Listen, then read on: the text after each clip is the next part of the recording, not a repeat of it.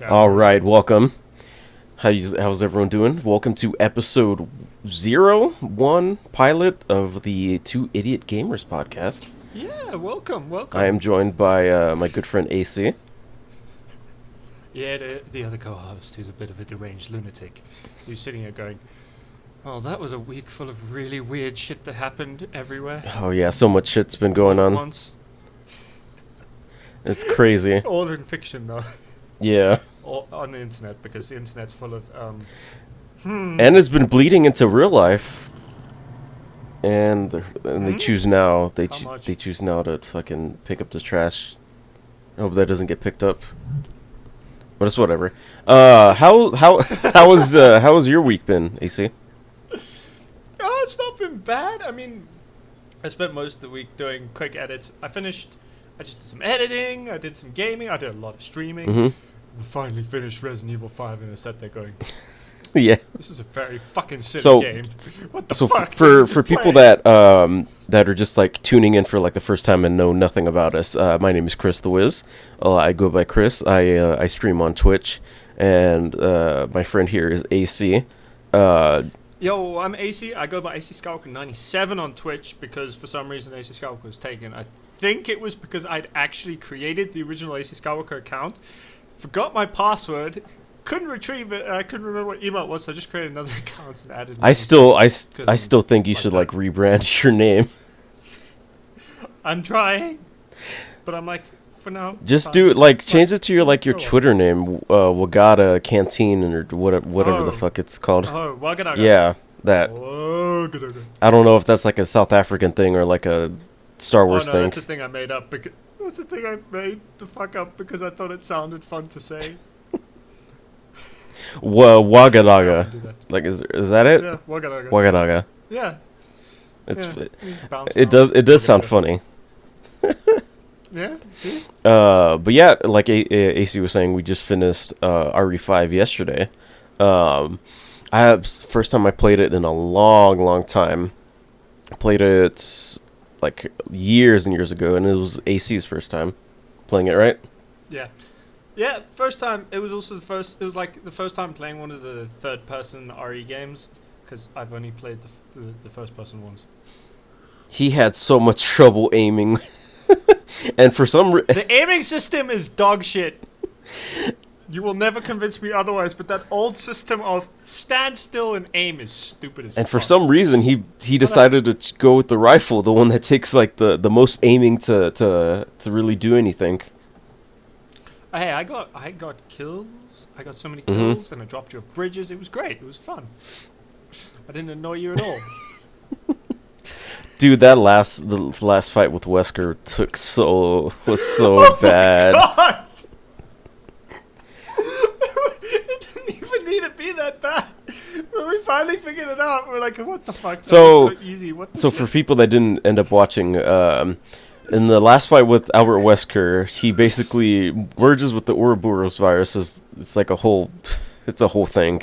I don't even have time or want to explain it, but we have to fight him in this volcano. His back opens up, like has a weak point, like Lost Planet style, that we have to shoot, and then his chest opens up, and we have to shoot that. But we were doing that for so long, and the boss fight's super constricted in this this platform area, and no ammo is there. So we eventually just like ran out of ammo. Repeatedly, and we would use I remember using the grenade launcher and be like, this is gonna kill this fucking dude.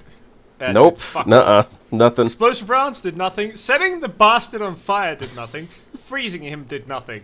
It was just like it was no use at all. We finally discovered that the way you kill him is you just stab him from both sides at once. A lot. So the thing that we tried doing is once you shoot him in the back, he staggers a bit, and then I was playing Chris, and then AC was playing Sheva. It's like a quick time thing where I go up behind him, press like a button, and then I hold him down and like expose like the chest. Sheva like goes through the front and like slashes at his heart with her knife. and while I'm like mashing the button to keep holding him, I'm losing health, and I start. It's like a checkpoint system, so I start the fight with like half health, and we kept on doing that for like several times, and I just end up dying, because it takes off my health. So what I ended up doing is I just used a first aid spray at the beginning of the fight, and that was that was the reason we kept dying, is because I didn't have enough health to fully do the animation. So it ends up I take the first aid spray, or like the green and red or whatever, and Sheva's like AC's like slashing at the heart, and it does like this cutscene where we both stab like the same time, and that's it. We wasted like an hour, like 2 hours on that fight trying to shoot him to death, but it just nothing. It was so dumb. It was so dumb. It's like half the stream was just trying to kill this stupid boss that turned out to be a 5-second cutscene. Yeah. And then it ended, and Sheva was never heard from again. She died on the helicopter ride back to the mainland. She suddenly had an attack of I don't want to be here, and stopped existing. And you even said like she should have been in like 6, right? No, she should have been 6. She should have been 7, as like Chris's boss. Yeah, but 7. Or like as his partner in 7, because he turns up in 7 to like help, and he just has like random partners. I'm like, why don't you just bring Sheva back? That's Isn't 7 the one with the first person one, or is that 8? Yeah. Seven's the first person. Okay, yeah. First person. It's so hard to remember. But yeah, I really enjoyed Resident Evil 5. That whole section with the light puzzles really got to me. There was a one part where AC was like standing on the elevator that's supposed to take us up to the next area, and we just finished setting it up, and I'm making my way to the elevator, and like Chris's elbow touches like one part of the light, and he fully catches on fire and dies. That was so fucking funny. It was so dumb. We'd finally figured out how to do the stupid puzzle, and you just were like, here, look, laser, elbow, and died. I don't know what difficulty we were playing on, but I'm pretty sure it was like the regular difficulty. Yeah. And then moving on from a shit talking Resident Evil 5 that is kind of a weird game that we will eventually move on from to 6 and be bad at that too. We're going to move on to talking about some of the pop culture shit that came out this week, which includes Star Wars The Acolyte, which is, at the time of recording, a giant hot button topic where everybody shits on it for no real narrative purpose. They just sort of shit on it. So you sit there going, what actually is your issue? You're just, dude, at this like, point, with whenever it comes to like anything Star Wars related, that's getting made like after the sequel trilogy, it's either like a hit or miss with people, and the people that really hate it are just looking for something to hate. Like I'm not like a big Star Wars fan, judging by my name and how AC Skywalker is part of his name. He's the bigger Star Wars fan. So what? I'm a massive Star Wars fan. I fucking love that shit. I do eat it up a bit where it's like massive fan and more willing to forgive a lot of things. Like, so there's a lot of stuff that I'm more willing to forgive and just sort of push through and be like, it's fine. I do have my own like weird issues with the Acolyte. Mm-hmm. I've been talking to some of my film friends and been like, and every time that I had one friend, he like brought up stuff he hated from episode 3, and I was like, okay, you did film school, so you have to justify hating it as if you're in film school and say why you hate it. And he gave an answer that was basically like he didn't like some of the theming. And I was like, okay, cool. That's a valid criticism. You can say that you don't like that, right? You can say, I don't like the theming because of this thematic thing and it just doesn't gel for me and I just really don't like it, right? As opposed to saying, I hate it because that makes Anakin irrelevant. I'm like, how? So, How the fuck does this make Anakin before we get irrelevant into that, unless we you're should really like issue fucking like a dumb? spoiler warning because it has the new episode did come out Oh, I yeah, think yeah. yesterday.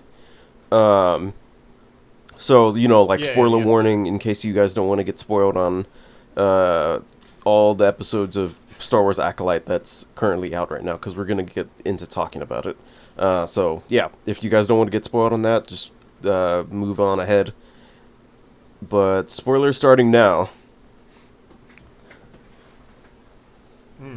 So within the episode, it's revealed that the twins, who are kind of like the Mhm. main characters towards the series, Osha and May, were created through dubious means. They don't say I'm just outright what it assuming is. that they're like But- a Night Sisters before Night Sisters formed, so they were formed with magic. That's what I got from it at least. I kind of got that they were an offshoot from the Mhm. Night Sisters, so they were a different clan. They were maybe Dathomiri witches, but they weren't Night Sisters. Because if you've watched Tales of the Empire, which is a Mhm. different thing entirely, right? That shows another mountain clan of witches from Dathomir, but they're not Night Sisters. They're a different clan that their powers work slightly differently. So I was like, are they just like another? But clan don't they that do came call from themselves Dark witches in the Planet? show, right? They kind So of implay that. Yeah, they do call themselves witches. That's why I was like, are they Dathomiri witches, but different? I don't know. I just got like very witchy vibes, and seeing what the Night Sister like mother in the Clone Wars did to Darth Maul. I mean, I don't really find it outside the realm of possibility that you made like two twins with magic. Like in that whole scene when Darth Maul comes back, she Yeah, I don't. like fashions like new legs out of the robot spider legs that he somehow built for himself. Yeah. Mhm. So like seeing magic do shit like that. So I don't understand why they're so like fucking weird about it. And Like I'm the also fans are weird about it, or the show's being weird about it. yeah, the fans are being weird about it because I'm like, you've seen Mhm. canon stuff of like witches doing weird stuff. It's just like when I see people being so ass mad about it, it's just like part of me saying like is thinking that they have some valid criticisms, and like some part of me is like, oh, they're just like being sexist, or they're just like being hating for no reason because it's all women, and off like coupled with the fact like It's not like, it's the mother is black and the twins are black. I mean, there's no denying that there's some part of the Star Wars fandom that is racist in some way. Yeah, and sexist too. sexist and quite sexist. But like at the same time, I'm like sitting there and being like, so my perspective is a bit different from Chris's as well Mhm. because I'm a South African.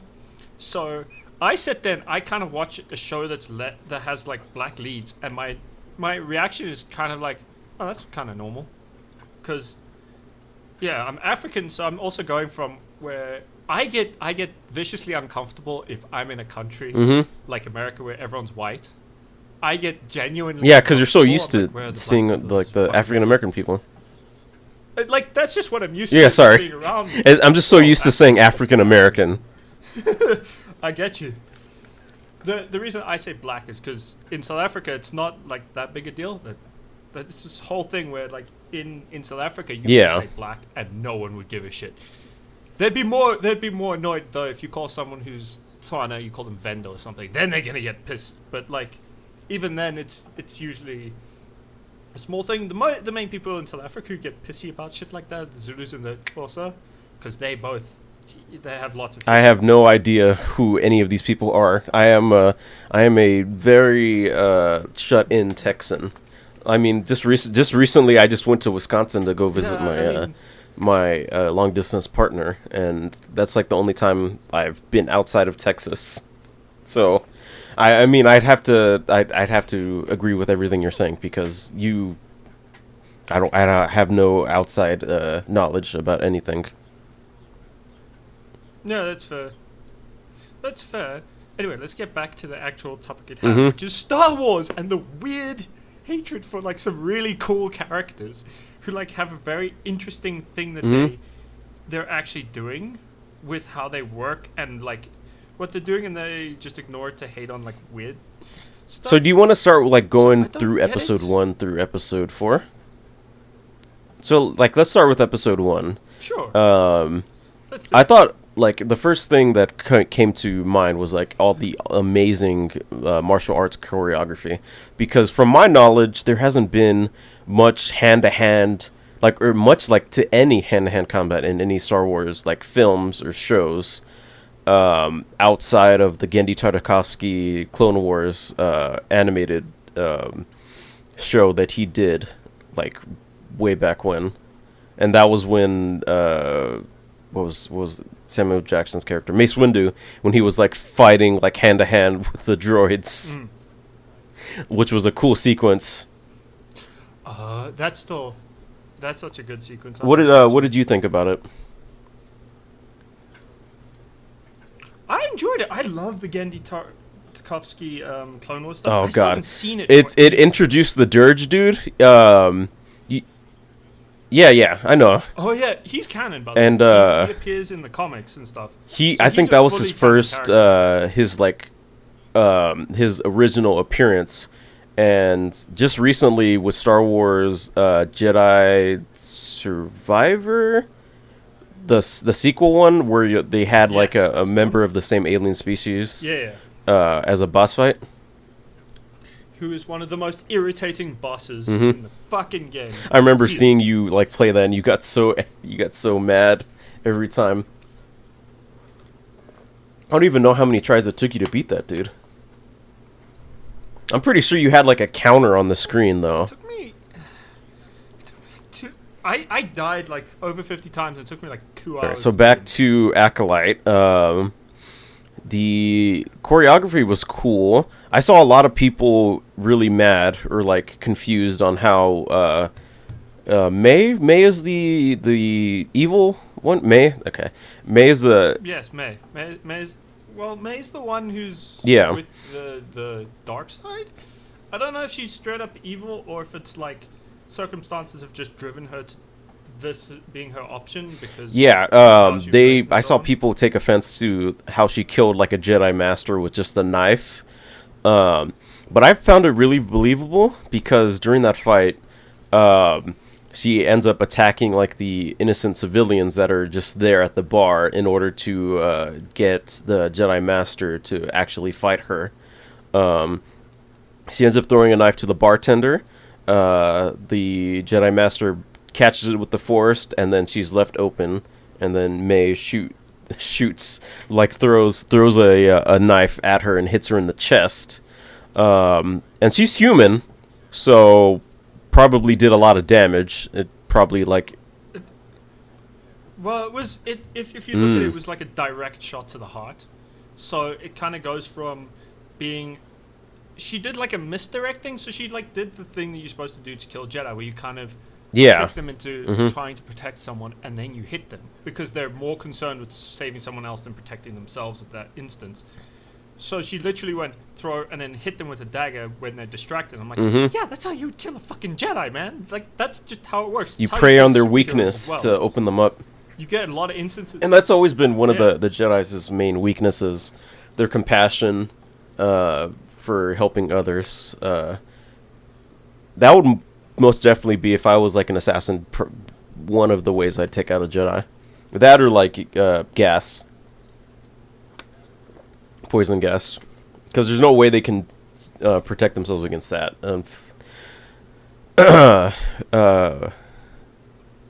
I mean, there's a thing if you play the KOTOR games where HK-47 is like the only way to kill a Jedi is with a sniper from like a different building. Yeah. Grenades, gas, Yeah, that's or true. like threatening innocence. The whole sniper thing kind of throws me for a loop because they can't Jedi like sense the future like somehow in some way. They can, and they do get a little bit of future sense, but it's also a bit Which more is how they're conditional able than to a lot of like people think it block is. and like deflect blaster fire.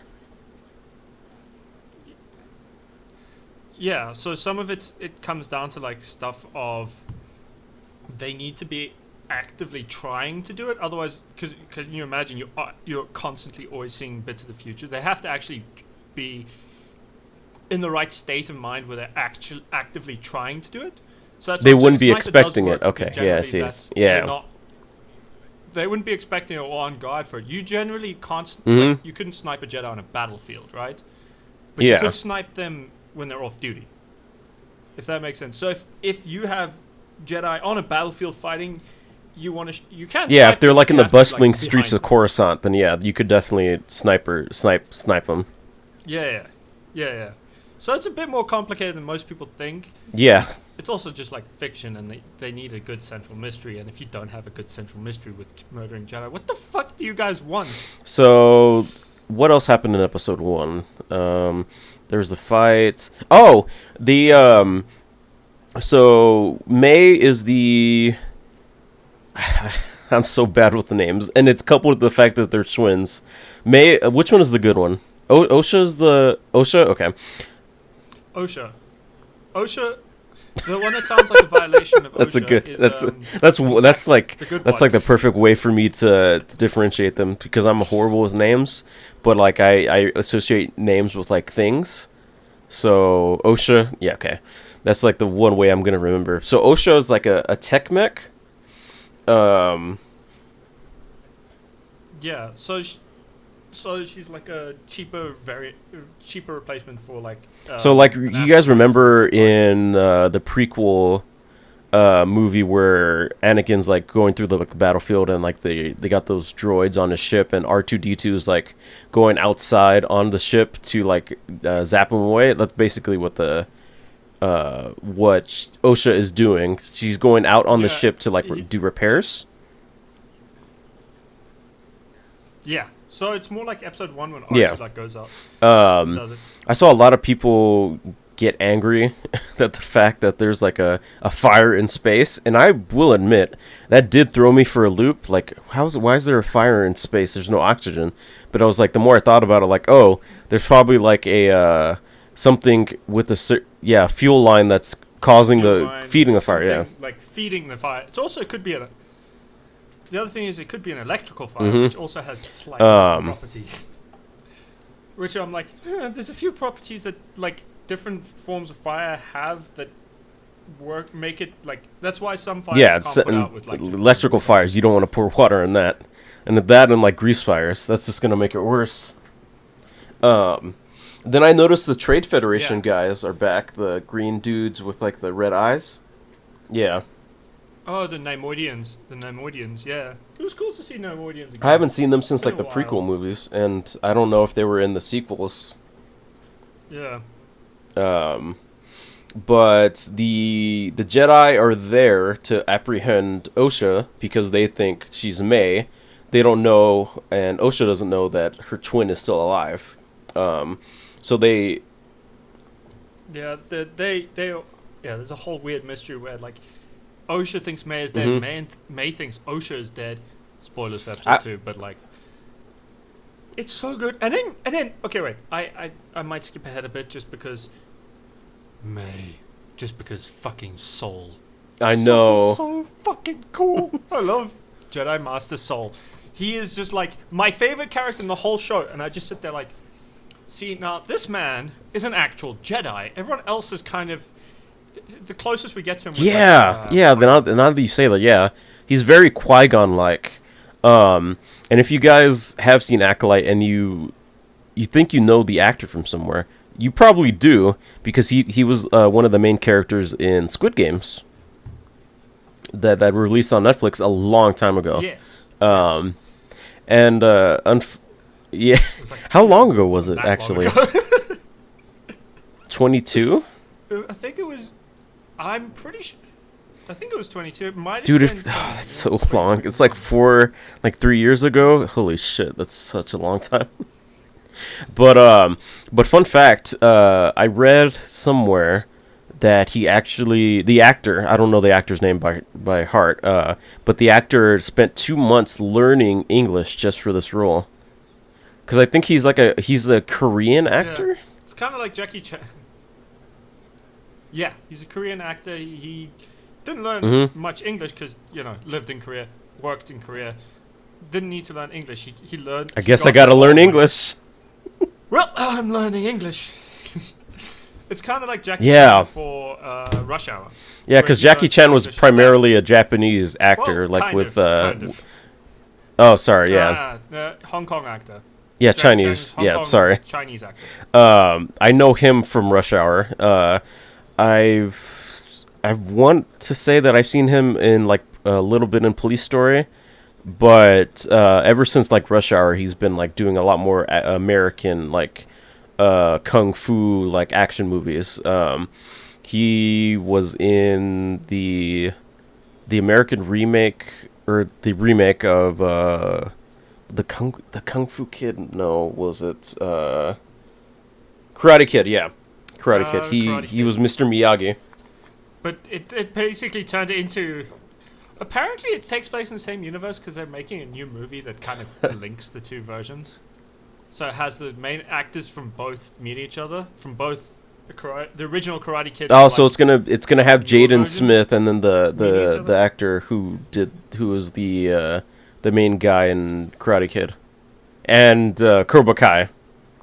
Yeah, although I will point out though this is a rumor I heard, so it may be completely bullshit, and I don't know what I'm talking about. Dude, it's so easy to look at like Twitter and like say, oh, this apparently this thing is happening, and like the most that you can get is like the director of something like saying, oh no, that's fake. Yeah, don't believe that. There's like no plans to do something like that. But going back to episode 1, I was really surprised with how quickly they completely squashed like, oh, is Osha really May? That whole subplot with like, oh yeah, Osha had a twin. There's a possibility that the twin survived, and here's the twin in episode 2. So, even before that, but I mean, there's like another crime happening like across the galaxy, and like they contact Soul like, oh, there's like no way that someone matching her description is on the other side of the galaxy doing a crime while you have her in custody. So go there, get to the bottom of it. Yeah. So go ahead. What were you saying before we went off the tangent? So every time tangents Yeah. are just where these podcasts are going to go. But I've lost it. It's fine. It'll come to me eventually at some point. So pretty much done with episode 1. Right, let's move on. And a bit of episode 2, because the only reveal at like the end of episode 1 was. Oh yeah, he just pops his lightsaber at the end to show like, oh shit, this guy's a Sith. Cool.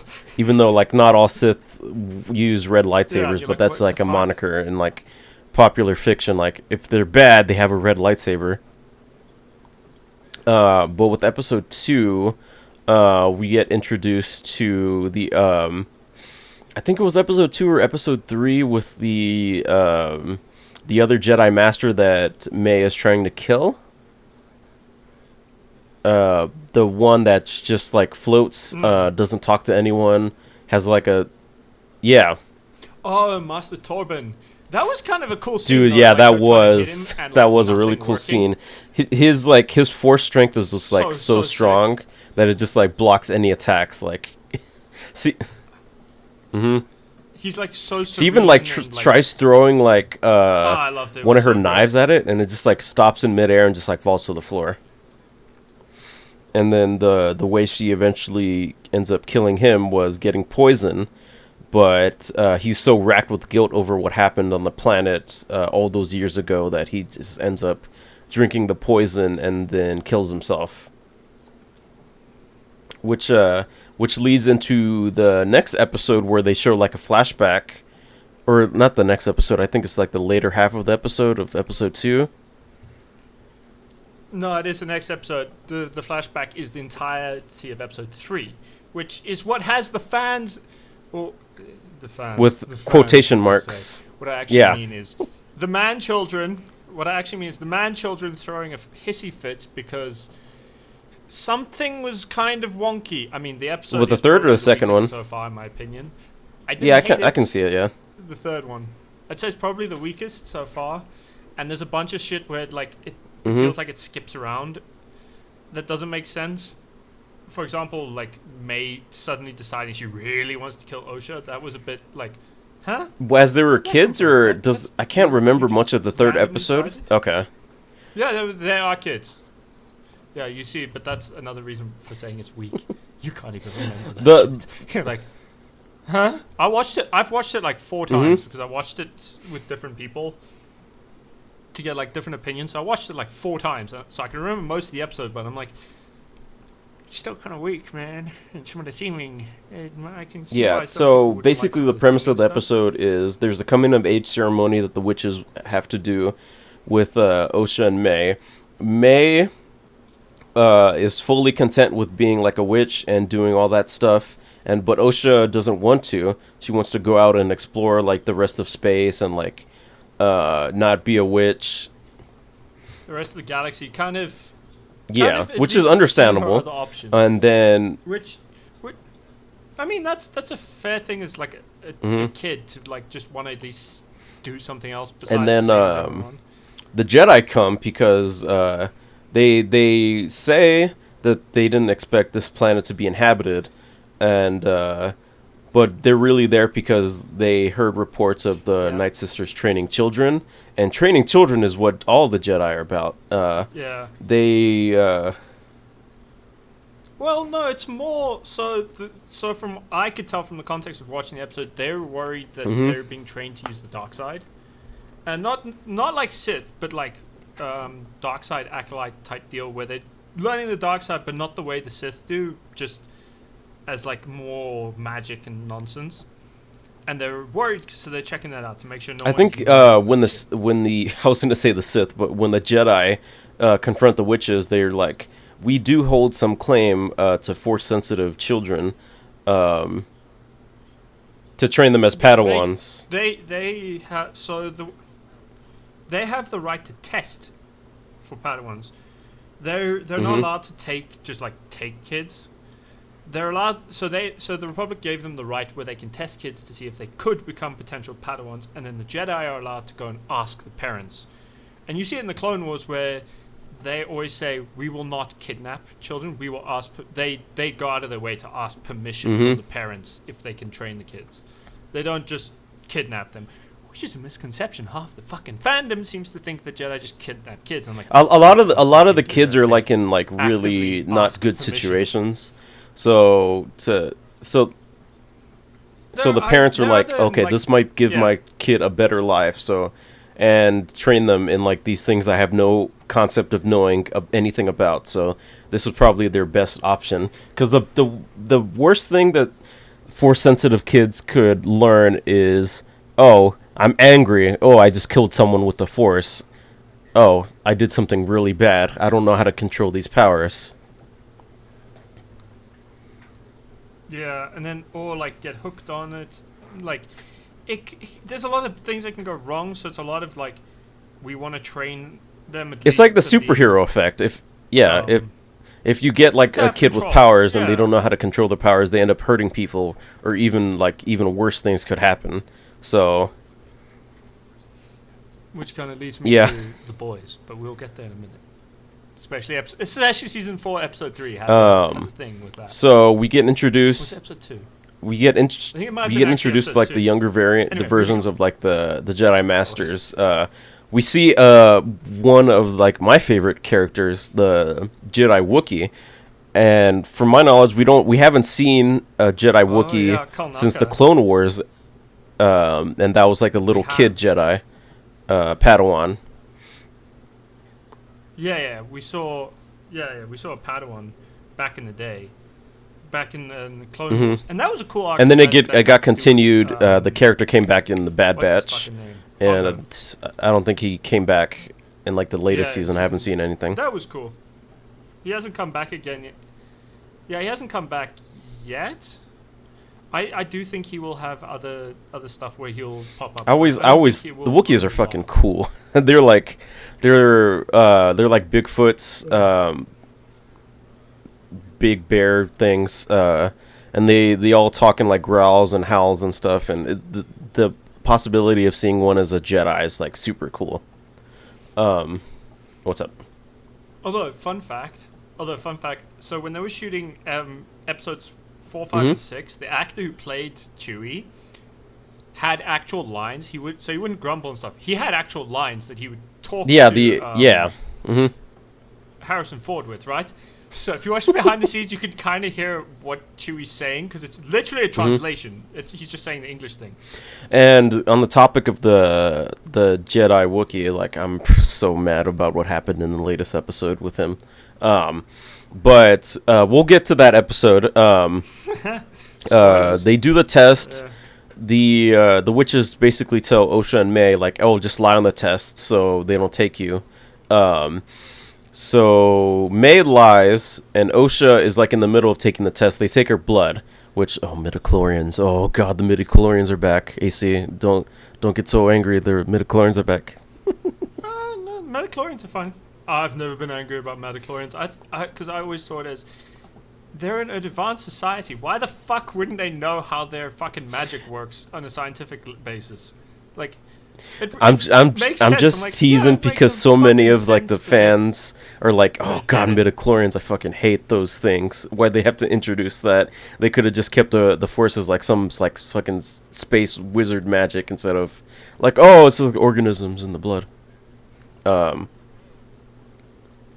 It's like, it just adds a layer of sci-fi over the fantasy. So I'm like, why do you keep, like, it doesn't ruin anything to me, because I'm like, yeah, it just kind of says that these are people who know how everything works, and it works with the prequel era because it's like, these are just people who actually know how all of this stuff works to the like to a scientific degree, because the Force is something that lives in a world with like computers and droids and artificial intelligence, where people just have enough science, and they're also able to like build new shit. So it's not like Warhammer 40k where they're like, have no idea how fucking anything works and pray. Oh, AC is also a big fan of Warhammer too. So wild man, what 40k? Yeah, I have a lot of he collects. I collect them. I don't collect any of the shit from them. I just collect fandoms. I'm like, cool. I love this lore. So Osha is doing the test, and then she's like saying the wrong. She's purposely saying the wrong things in the test, and Soul is there. He's like holding up the pictures, and he knows that she's lying. So he's like, "Oh, did someone tell you to lie?" And then and Osha's like, "I don't want to lie. I don't want to lie because he tricks her. He tricks her and like catches her out in the lie where he like, no, that's not correct. And she goes, "Oh no, that's not." And then fuck. And she ends up telling him the truth. And then she ends up telling May, back when they're in their room, that I told them the truth. I want to go with them. I don't want to be a witch. And then May's like throws a tantrum, takes her journal and like starts a fire and locks her in the room. Which is like so. It's like such a like. It's like up to 11. That's like, I could see a kid doing that, but it's like, holy shit, that's like so crazy. And I'm not fully convinced that the fire is what ends up killing like all the witches, because we see Osha like climbing through a vent, and then she hears like something happen, like the witches die. I'm guessing it has something to do with like the Sith that's training May. But Soul ends up saving Osha from falling off this catwalk. May is on the other side. She ends up falling down. Osha and then Soul both see her fall down, and they think she dies because no one could have survived that fall. and then Soul ends up saving Osha. Osha wakes up on the ship, and then Soul tells her what happened. Everyone died, and then the episode ends. But Yep. it doesn't end like abruptly. It ends with May going back to the tree that they were playing at in the beginning of the episode. That has like the poison. Yeah. Or kind of. Yeah, it actually kind of looks like she wakes up there, so I'm not even sure that the May we see try and kill everyone It's is a actually clone. May, and it's not like well, I wasn't thinking a clone. I was thinking it was more like a magical mask, somebody like a glamour that the witches used to deceive her. So we go into the next episode, episode 4. You might know more about this one because you said you watched this one a lot. So I'll let you take the reins of this one. So, well, I mean, I watched it recently. I haven't watched. Oh, you haven't seen episode 4 I yet? have watched episode 3 a lot, but no, I have. I have seen. Yeah. Episode 4, Oh, yeah. The ending. Fuck. The spoilers. It ends with the Sith just fucking pitching and force yeeting a bunch of Jedi. But I still am like, that tracks. They were not expecting someone to force yeet them, and they have not seen this kind of shit in a while. Also, I'm pretty sure I know who the Sith is now, just based on like. Yeah, I've seen circumstances people that like say, kinda "Oh gave yeah, it the away." Sith, the timeline lines up with some dude named Quinn, something like that." Oh no, that's. Oh, Quinn is just that like. It's Wait, then friend. who were they talking about? The Sith might be then. It's May's friend. He's just not wearing his helmet when he's like. There's a big. I'm pretty sure that the Sith guy is just May's friend. When I he's don't wearing, know like, about that. robes and a helmet thing. I don't know about that. If that was true, then he Think would have about how like quick- done something when they confronted him in episode 2. Like showed off his like some kind of power. It's also possible he was just. It's also possible he just didn't want to be caught yet because they were on the attack and like. I don't know. There's a few things where it doesn't add up, but it also does add up because of the timing of like. Them being on the planet and then what happens to Kalnaka. So When May the finds main gist of the episode is them going to like the Wookiee's planet that he's hiding out on. They spend like the majority of the episode searching for him, and then May and the dude, I don't remember the guy's name, but they're trying to find him too. So it's like a race to who finds him first. They introduce a new alien character that's like a bloodhound, Basil, I think his name was, which was he is cool. Basil, I like yeah. him. The whole alien design is really cute looking. They use him as like a bloodhound. He sniffs Yeah. something. He like goes to try to find it. They eventually make it to the Wookiee's hideout, but May gets there first.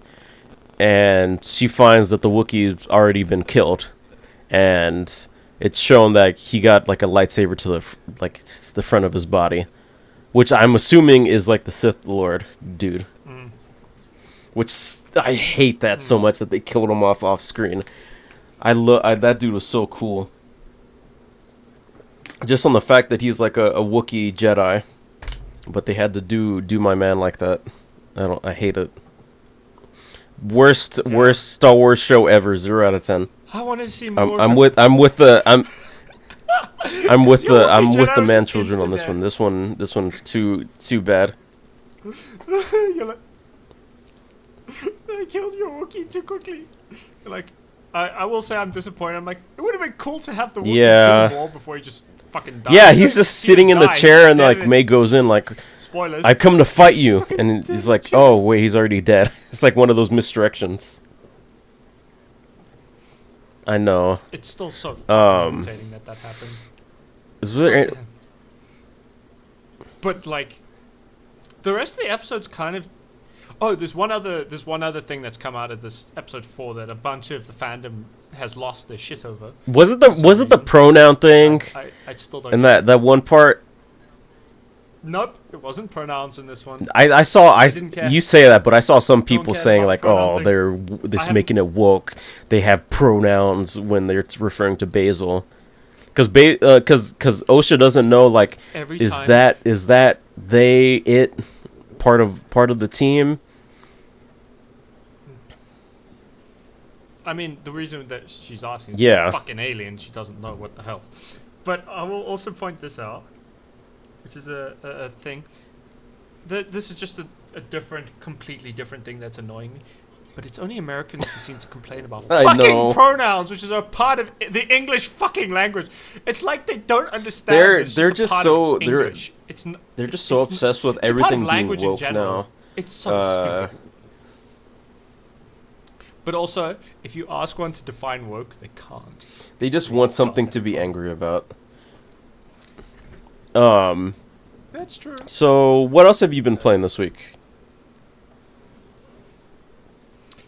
This week, I've been on my own time. I've been playing through the Halo series, which I've been Mm-hmm. re-examining through all of Halo. I tried playing some Fallout 76, but that fucking crashed on me. Yeah, so I I saw that didn't you were play playing Gold Fallout 76 with someone. for hours. Saber, 76 yeah, I was is playing with one of my an interesting game because I've put so much time into that game on my PlayStation. I have like level 100, 200 character, but on the PlayStation My version character's it crashes like all the fucking time, and I'm hoping they release like a fix or like a patch that fixes that. From what I've seen, like on the Reddits, they have been talking about it in like the Fallout 76 Discord. So hopefully something like that happens. 76 is really fun. But you said you've been playing Halo. How has that been going for you? Because I have like no interest in the Halo series. I played a little bit of the Halo 1. I played Reach. I played through Reach, the campaign, and I saw season 1 of the Halo show. So I've heard the Halo show. Yeah. To, like hardcore fans is crap. I haven't seen it, but I've heard from like all the hardcore fans are like, "What the fuck is this? Please, miss me with that shit." And then I've played. I Mhm. recently finished Reach, so I played through all of Reach. I really enjoyed the campaign. I enjoyed Reach. It was really fun to play, and I just started Combat Evolved, which is the actual name for Halo Yeah. 1. It's just called. And Halo you're playing Combat playing Evolved. it through the Master Chief Collection, It's right? great. I've been enjoying. So you're able to see like the remake, Yeah. and then you're able I'm to go playing it back to on- like what it looked like before, the original graphics. Yeah, you just click tab and it switches. If you're on PC, you can just hit the tab key on the keyboard, and it switches mid game. Like you can keep playing and switch as you're playing, which is a really cool mechanic. But I found it to be really hard. But that's also because Yeah. I'm terrible at first person shooters. I will freely admit this. First person shooters not my thing, but I'm enjoying Halo. I'm also playing on the second hardest difficulty. I'm playing on heroic, which is one down from the hardest, which is called legendary.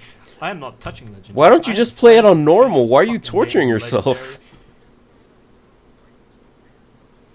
I'm not torturing myself. I'm challenging myself because I can do it.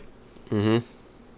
I'm just like, it's just harder than usual, but I can do it. Like, it's not impossible. It's just difficult. And it's So one thing that I have been playing was Fallout 76. Recently, the Skyline Valley update happened. It added a whole new area, a new set of quest lines, new weapons and stuff. I played a little bit of it on stream, but most of it off stream. The new quest line just adds a new vault, and just, like new enemies, stuff like that. It was nothing really to write home about. It was interesting. I hope wasn't there part of it you could turn into a ghoul? I Did thought that something? was the case, but I haven't. I've been looking like online, like how do I turn into a ghoul? And some people said that's like for an update later down the year. And Todd Howard actually did an interview with a YouTuber named Mr. Matty Plays. They talked about Fallout 76. They're gonna keep supporting Fallout 76, and they're gonna keep supporting Starfield, which is like their latest game that came out, like doing like annual DLC stuff. Starfield? Um, Oh. Are you sure What's it's up? called Starfield? I swear it's something else. I swear Starfield is a different Oh game. yeah, it is a different I game. may just be dumb. It's like the newest game that Bethesda's made. That's I haven't touched it. I haven't But installed, I haven't something looked at it good that once. happened? They just released mod support for Meh. the game, so you can mod it out the ass to make it a Star Wars game. I did see a mod Yeah. for it that just makes it the fucking Mandalorian. I'm like, that makes the game look way more playable. What the fuck? Hmm. You still have to deal with the janky ass AI and the janky ass fucking NPCs that speak Yeah. like Bethesda NPCs. There's no other way to describe it. Yeah, because Bethesda has like a NPCs are dumb certain as fuck. Bethesda flair when it comes. How many times can we say Bethesda? They have a certain flair when it Bethesda, I comes don't to know, like Bethesda. writing characters and dialogue and stuff that no one really comes close to. But other things I played the Alan Wake 2 Night Springs DLC, which was really good. I really enjoyed Alan Wake 2. It had three I've never played chapters Alan Wake. of like DLC, but they're like short, like an hour probably each. Number one fan, where you play as Oh, that's not Rose, which is Alan Wake's like number one fan. So he has like a fully automatic shotgun, a rifle. That one, it was it was probably my second favorite. Do you like the trilogy of DLC that came out? Basically, you got to go save Alan Wake. His twin brother is like super evil. No one's name is like Alan or Rose or like twin.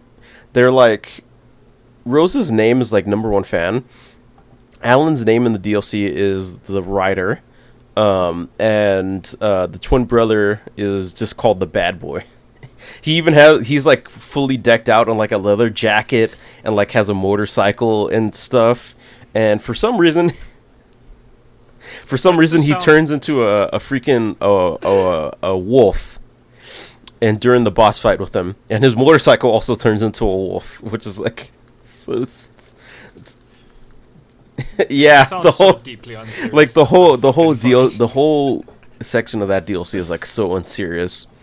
And then the second DLC is North but- Star, where you play as Jesse Faden, which was a character introduced in Control, which I played, which was really cool. Basically, you're in Coffee World, trying to find your brother, who has been taken hostage by a cult of coffee-loved addicts. Basically, it's like horror-focused. You gotta do puzzles and stuff. One puzzle that I had trouble with was trying to find like the temperature they roast their beans at. But at the end, you find that the brother is Alan Wake himself, and it's crazy. The whole DLC is like super super off the walls, and then it ends with Timebreaker, which is Tim Breaker, which was a character in Alan Wake 2.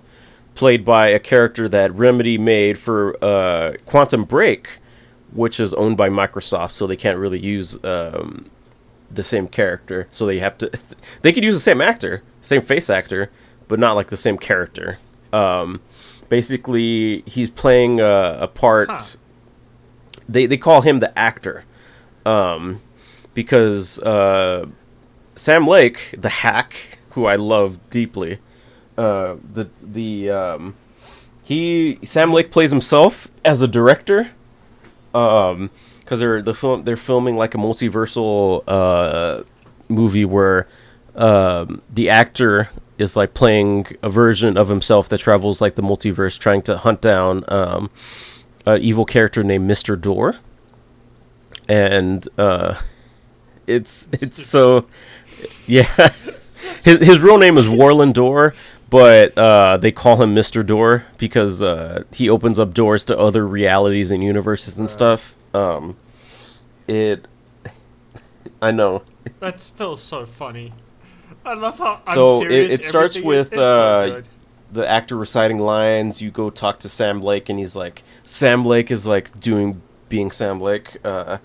He's basically saying like, you use these abbreviated objects to do these things, and then you go back to your dressing room, and then Warland Door is fighting the agent that the actor was playing as, kills him, and then you just walk in on his body. That's basically a clone of yourself, but from a different alternate reality like type shit. Yeah. Different timeline. So you go Different timeline, there, yeah. and then Jesse, the redheaded girl from the North Star, which is Jesse Faden, is she comes and she says like, Yeah. "Oh shit, you're not the agent that I'm used to. Things are fucked." And then you pick up the thing, and then Warlandor attacks you, sends you to a different reality, where the version of you is like a hermit that's living in the woods trying to hide. And then you do some stuff, and then you go to a different world. That's the whole section in this. Once you leave that one, is just like a comic book where it's like exposition of like you go to this facility called REC, which I forgot what the abbreviation is off the top of my head. But you and Jesse Faden are there, and she's like saying like, oh, this facility is used to like monitor like the multiverse, stuff like that, and they explain who Door is. Basically, he found a portal to an alternate reality that was so crazy, it gave him powers, and the reverb effect killed every single alternate reality version of himself. So he's like the only one Door in like the entire multiverse. And once the comic book version ends, you're in like a little side scroller wave thing where you have to shoot versions of yourself. And then it ends with like a text choose your own adventure type thing. I don't know. Have you played Black Ops?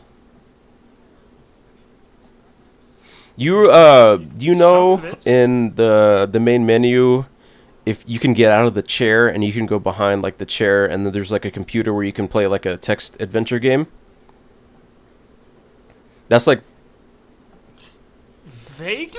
well, I haven't it's played it in it's like ages, so a text adventure I game where you're barely like, remember that. you're in a room. What do you want to do? You want to go back to sleep? You want to go out the door? You want to eat the pillow? Stuff like that, where you like type shit out. And it basically ends with the actor finding the master of many worlds, but it's not Door, it's Alan Wake.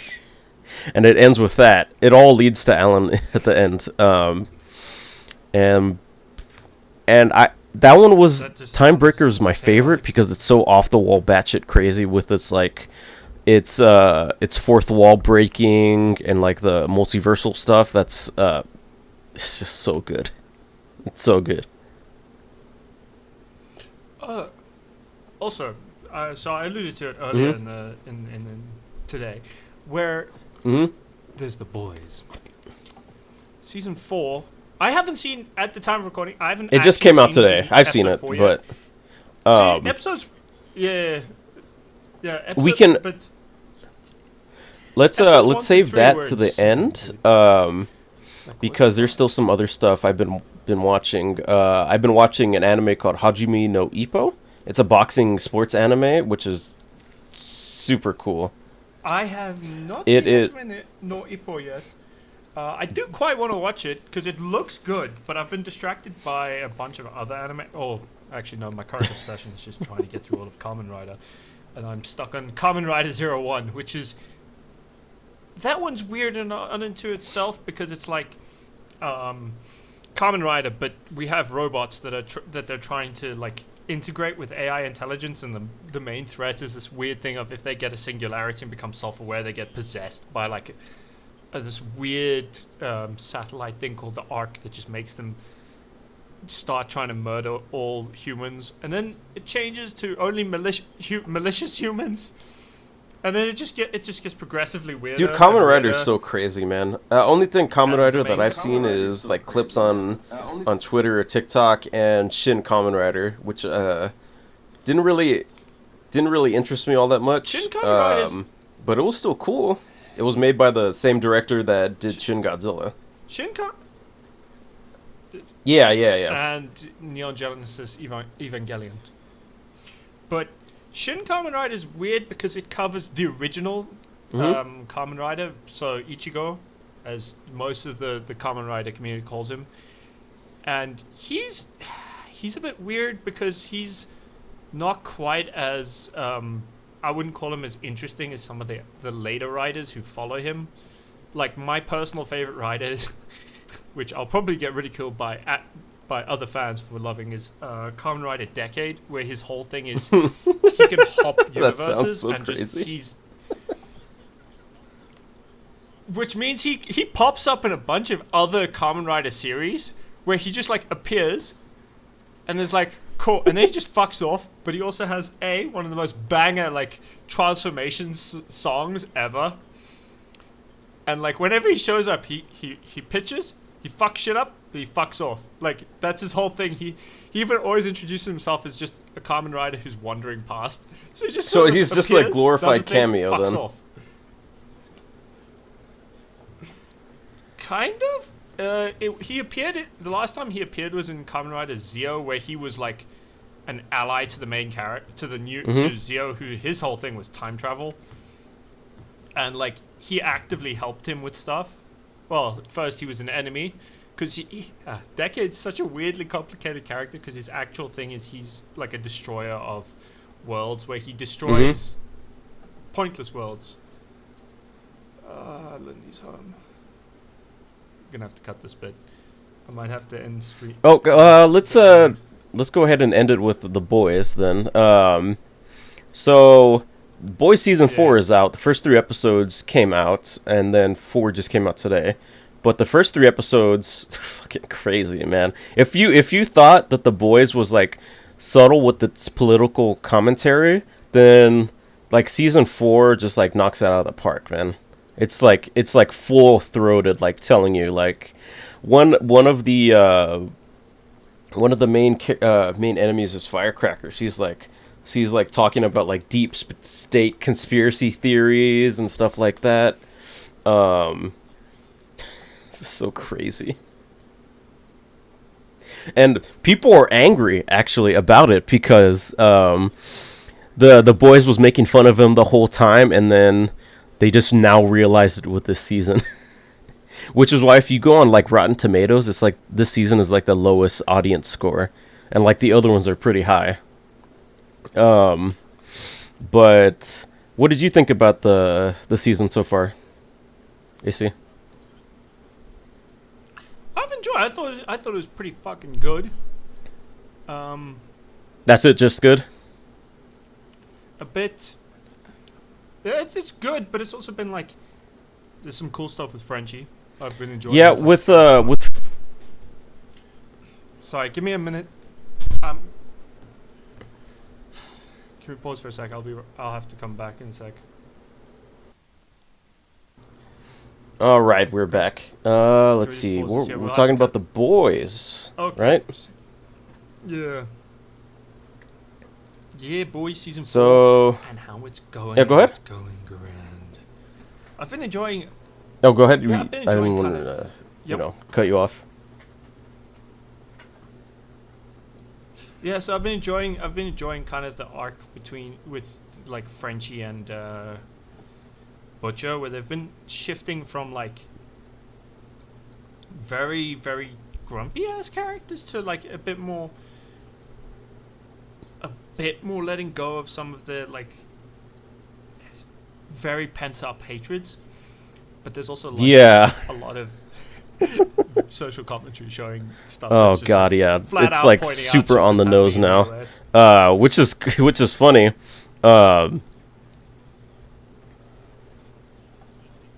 I think they needed to do that because people were not getting it. Which At all. It's so funny. And people are going to be like, oh, the boys has fallen off now. It's like, no, it's doing the same thing it was doing. and they can't handle it. No, actually started noticing. Like, I really want to talk about the latest episode, but you haven't seen it. But there's a certain part that happens in the latest episode that when you see it, it's like, yeah, I could see this happening in real life. Just so crazy. But yeah, definitely watch it. Definitely watch this new season. Let's see. I saw Ultraman Rising, which was animated on Netflix movie. Really, really good. I haven't seen that yet. A lot of people are loving it right now, some and it's things like about it. I haven't beautifully seen it. animated. It's kind of like has the same animation style like with Into the Spider-Verse and like Mutant Mayhem. Like really, really good, super awesome. Yeah. That like Mm-hmm. that like very artistic that like computer animated stuff Made me tear up a little bit at Artistic some stuff points, layered at some parts, with how like the story was. But yeah, some other stuff happened. Let's see. I'm just pulling up the the Twitters. Let's see. So unfortunately, Hiroyuki Imori, producer for JoJo's Bizarre Adventures, the anime, has passed away.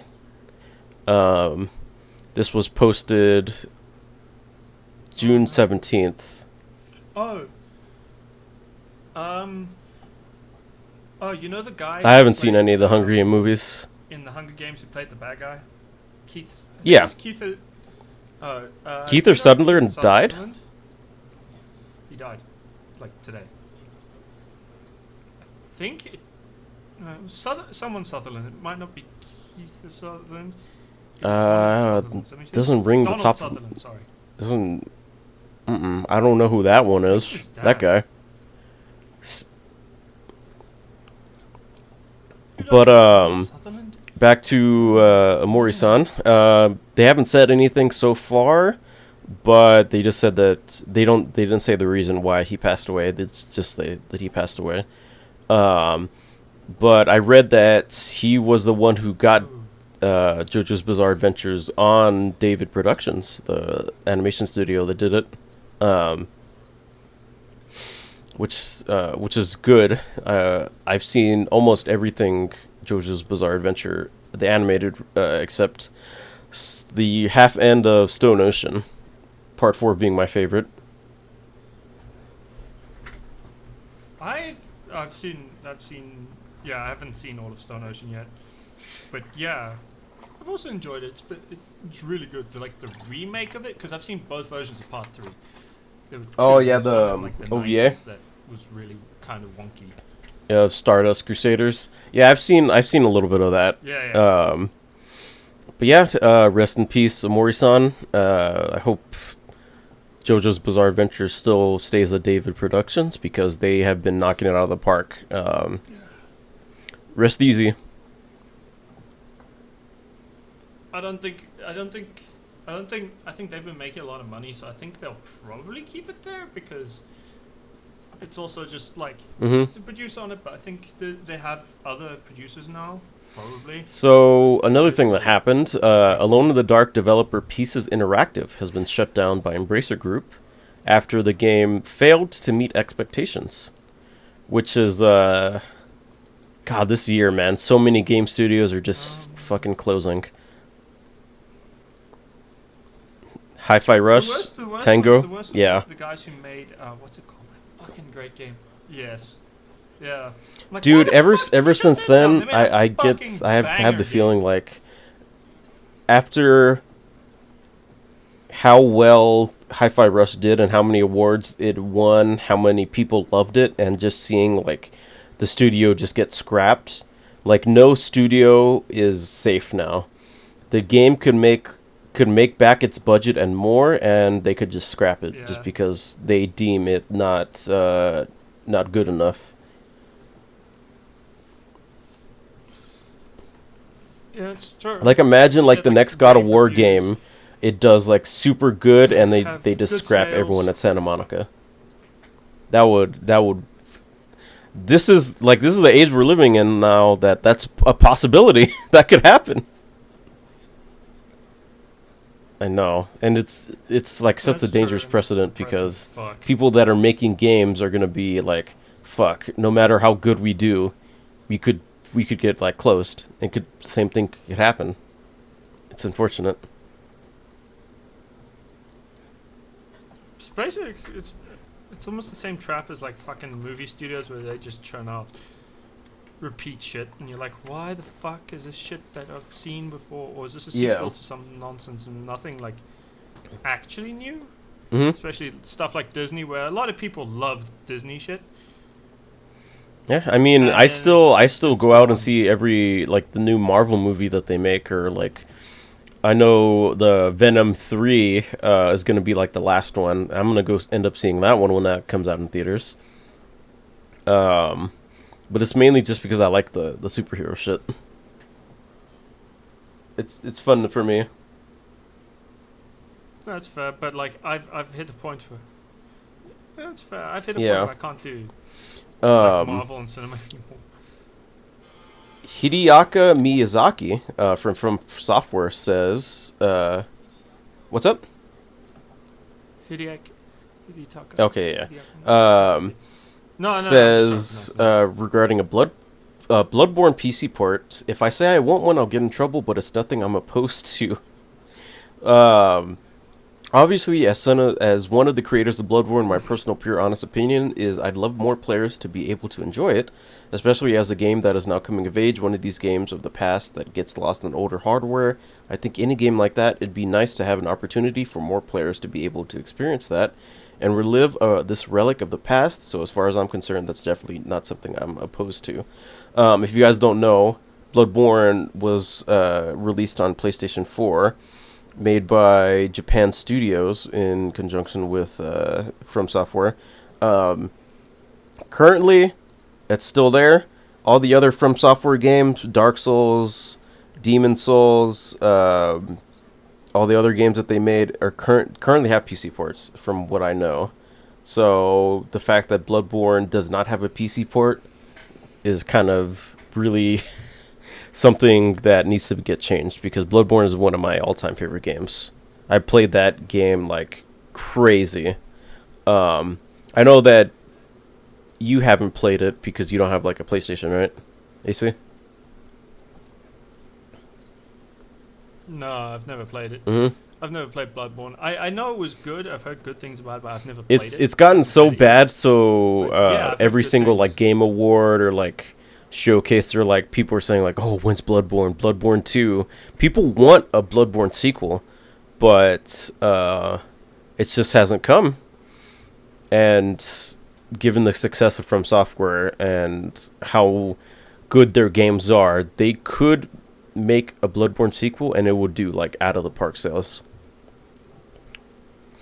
And speaking of sales and That's studios, same spoke about the layoffs that are been happening in the video game industry this past year.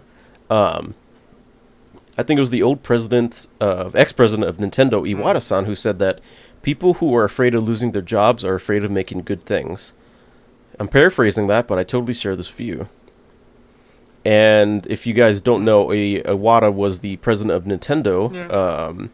Until he passed away, and that went to Reggie.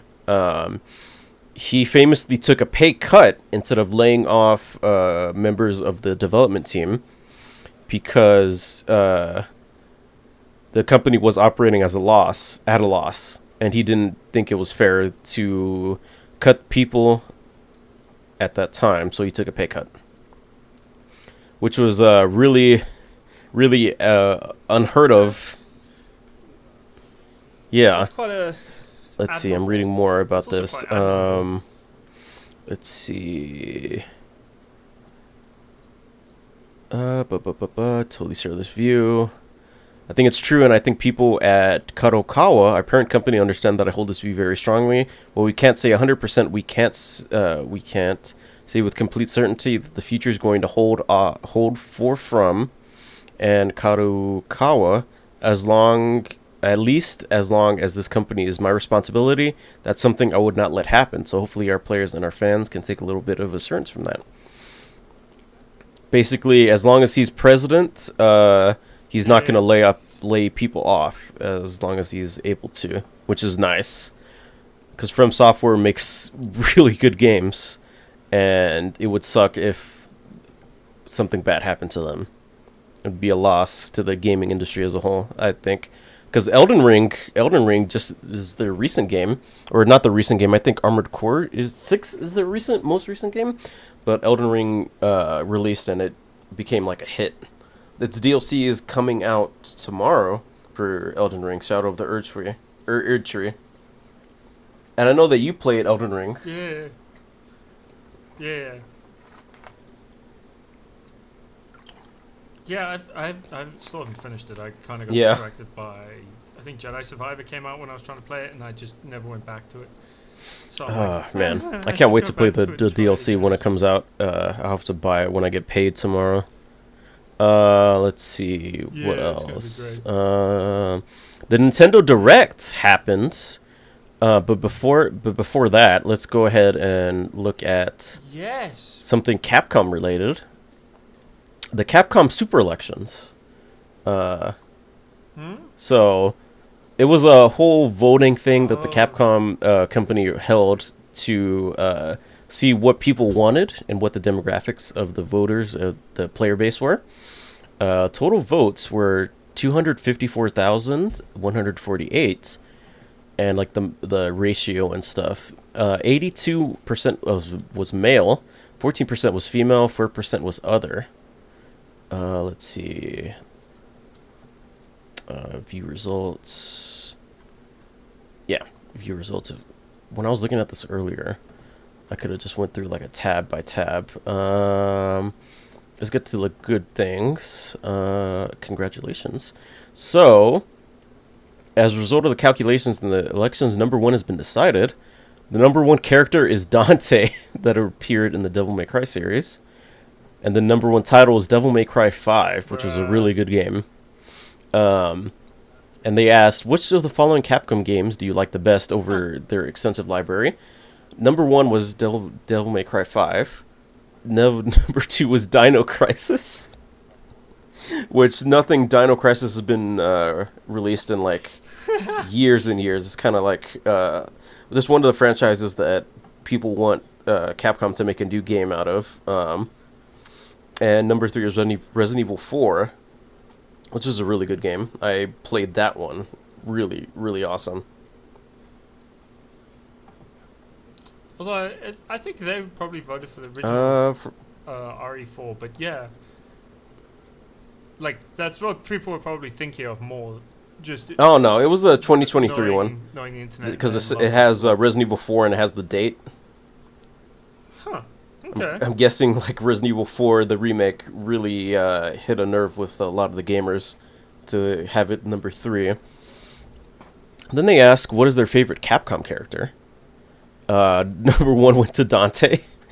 Number 2 went to Leon Kennedy from Resident Evil. And then number 3 went to X from Mega Man. Let's see. Some other characters. Number 4 was Virgil. Number 5 was Zero. 6, Jill Valentine. 7 was Mega Man. 8 was Phoenix Wright.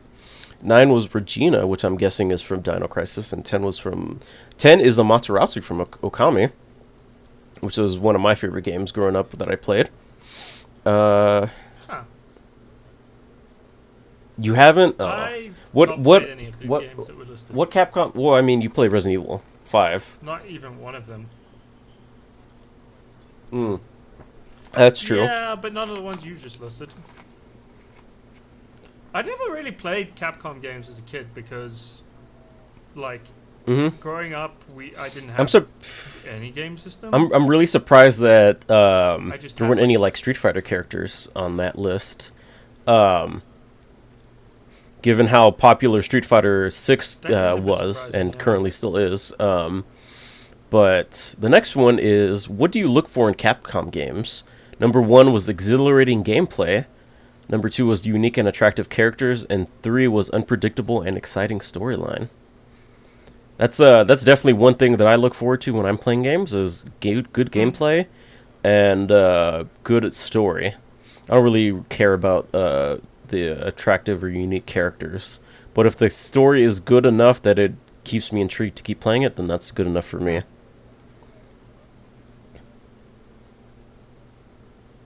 I don't know. I reckon you What? probably do dig your unique. Why do you say that? Because like. Mm-hmm. Yeah. And your attractive characters.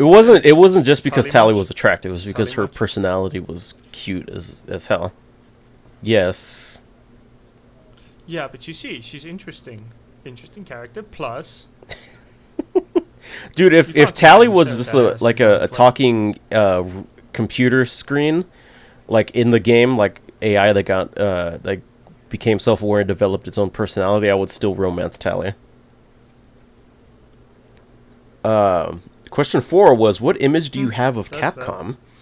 Capcom? Number 1 is creative spirits. 2 was strong originality, and 3 was amazing creators treasury. I don't know what the third one means, but creative spirit is definitely up there. Creativity is one of the driving forces in games, as far as I'm concerned. That when people make a creative game and it's really good, people like it. Basically, as simple as that. Yeah, I get you. Although I'm gonna have to say that's gonna have to be all the time we have for tonight because I have got to go. But we didn't even get a chance to talk about the Nintendo Direct. and do some other daily things. I Well, guess. we've got All right. something good for Thank you guys episode for two, watching. don't we? Yeah, watching and listening to episode 0, the pilot of the Two Idiot Gamers podcast. We will catch you guys Yeah. next week for the next episode. But until then, Yeah, you can see the yes, and a lot of yes. chaos and a lot of just sitting there and being like, we are truly two idiot gamers. But also, until next time. That's what you want to end it on, blah. Bleh. Blah, blah, blah. Catch you guys next time. Have a good one. Blah, blah, blah. See ya. Fine. We'll be Dracula. Blah, blah, blah. Cheers.